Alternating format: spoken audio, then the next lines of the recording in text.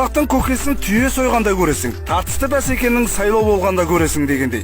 2021-де халқы қолдаған Садыр өзгелерден оқ бойы озып шығып, президент болды. Жапаров келгелі қырғыз бір туғандар елінде жақсы жаңылықтан көрі құлаққа түрпідей тиетін дүниелер көп болды. Әңгімені соңғы оқиғалардан бастап тарқатайын.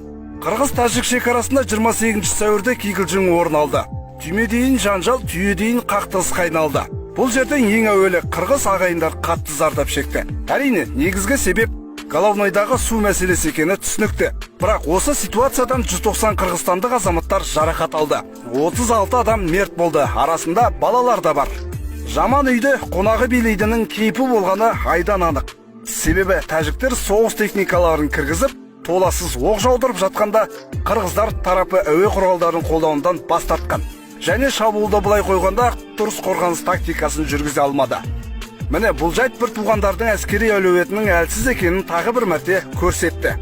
Бірнеше күн шекарада шу болып жатқанын Сәкең біледі. Бірақ оның келіссөздері дер кезінде жүргізе алмауы, әскерін дұрыс қолданбауы, жағдайды бақылаудан шығарып алуы нені аңғартады. Жау кеткесін қылышыңды сермегеннен пайда бар ма? Садыр бәрі бітіп, бояуы сіңген соң жақсы тұрақты армия жасақтау керек екенін, және шабуыл жасай қалған жағдайда төтеп бере алатын күш болу керек екенін айтыпты. Сәке, ойыңыз керемет, бірақ шығынға батқан соң барып, аузы күйген үрлеп шеудің күйіне еңдіңіз. Неде болса ерте қамдануға болар еді. Әйтсе де құқық қорғау қызметкерлерінің салғырттығы ешқандай шара қолданбауы еріксіз ашу тудырады. Енді мына қызықты қараңыз. Равшан Сабировты жаңа қызметке тағайындайды ғой президент мырза. Онда тұрған не бар деп ойлап отырған боларсыздар. Енді сол Равшан Сабиров коррупциямен ұсталып 5 жылға бас бостандығынан айырылған болатын. Себебі 49 миллион сом қазынаға түспей үшті күйлі жоқ болып кеткен ғой. Әй, бірақ бір жағынан жазғырады алмайсың. Мүмкін кім білет, ақшаны жоқ қылып жіберетін фокусник шығар. Сол Равшанның әпкесі де парамен ұсталыпты. Садырдың дұрыс кадр таңдауы қиын болып тұр ғой. Әйтпесе жанына жинаған қызметкерлері таза болмай тұрғаны белгілі ғой. Ковид деген итті қуатын соны емдейтін тәсіл таптық деп, Садыр мен Маалыматтар айды аспанға бір-ақ шығарды. Оны ауруханада қолданғанын мәлімдеді. Сөйтсек Жапаровдың әкесі сонымен қатар халық емшісі екен. Рецепті әкесінен қалыпты. Ол олма, тікелей эфирге шығып өздері ішіп көрсеткен ғой. Басшысының халыққа мәселені шешу жолдарын айтқаны жақсы ғой. Бірақ Сәкең улы өсімдікті халыққа ұсынып, не абырой таппақшы болды деймде. Оған қоса президенттің кеңесінен соң ауруханаға түскендердің саны да өскен. Сондықтан қырғыз елі сенім артқан басшының халқымен эксперимент жасағаны үлкен қателік болды. Онымен тоқтасын ба? Садыр ары қарай өз ісін жалғастырды. Тамызда энергетика саласында тариф бағасын қымбаттатамыз демесі бар ма? Нақтырақ айтар болсақ, жарықтың бағасы 2 есеге артады. Яғни базалық құны 1 сом 48 тиынды құрайды. Алайда президент жағдайы нашар отбасыларға бағаны арзандатамыз деп сөйледі. Халықтың жанды жерін басқан Жапаров сын астына қалды. Қырғыздар бұл ұсынысқа түбегейлі қарсы екендерін жеткізді. Денсаулық сақтау әлеуметтік даму министрі үй жағдайында 132 бала 352 мың көмек алады және оларға тариф құны 74,2 тиын деп халықты сендірді. Бірақ мұғалімдер, дәрігерлер, пенсионерлер каким-то образын назардан тыс қалады. Қызық.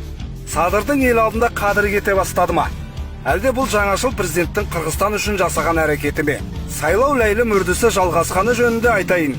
11 сәуірде Қырғызстанда депутаттарды сайлау өтті. 28 қала мен 420 аймақта Бишкек пен Ошта үлкен дау шығып, іс ушығып бір-бірлерінің жағасына жармасты. Бір қызығы сайлауда 47,99% дауыспен Атажұрт партиясының өзгелерден бәсі биік болды. Атажұрт Садырдың депутат болып жүрген кездегі партиясы. Әдетте билікті қолға алғасын диктаторлар жақтастары мен туыстарын жанына жинаушы еді.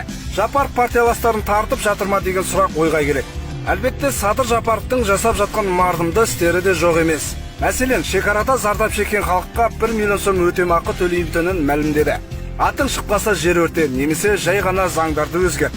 Шенеуніктер 400-ге жуық заңдарды қайта жазуға кіріскелі қашан. Заңгерлер, эксперт мамандар заңды түрлендіріп өзгерте берудің қауіпті екенін айтып дабыл қағуда. Ойлаңызшы, бет алды заңды төңкере берудің қажеттілігі шамалы ғой. Содан соң президент 5 мамыр күні жаңа конституцияға қол қойды. Енді Қырғызстан президенттік басқару жүйесіндегі мемлекетке айналды. Парламенттік күші айтарлықтай азайды. Оның 120 депутаттың 90 депутатқа дейін қысқарғанын көре аламыз. Жаңа конституция парламенттің күшін азайтып, өкіметті басқаратын президент ретінде көрсеткен. Референдумда 79% адам қолдап дауыс берген. Сол себепті халық мұны конституция деп атап кетті. Бұл процесс таза бармақ басты. Көз қысты әрекет емес пе? Садырға президент мәртебесін өсіру үшін не қажет болды екен? Президент өз сөзінде қырғыз елін үлкен экономикалық дағдарыста тұрған оның негізгі себебін пандемиямен байланыстырды. Бюджет дефицитін $255 миллион деп бағалады. Жарайды, қиын жағдайда тұр екен, ең әуелі әлеуметтік мәселе мен экономиканы көтерудің орнына бірден конституцияға жүгіргені расымен таң қалдырады емес пе? Азаттыққа берген сұхбатында демократиялық принциптер жойылмайды деген және бар. Сәкеңнің сөздері тәтті болғанымен көңілге күдік ұялатын тағы істері болып тұр ғой. Мәселен, билік басына келген сәтте өзінің негізгі мақсаты жемқорлықпен күресу екендігі және 2 аптада коррупцияның күл талқанын шығаратынын атап өтті. Садыр кезекті саяси шоумен бе, әлде қырғыз халқы қалаған көреген басшы ма? Таңдау еркі өздеріңізде, ойларыңызды пікір алаңына жаза кетіңіздер. Мәтінді жазған Арман Байжігіт, оқыған Нұржан Қаса болатып.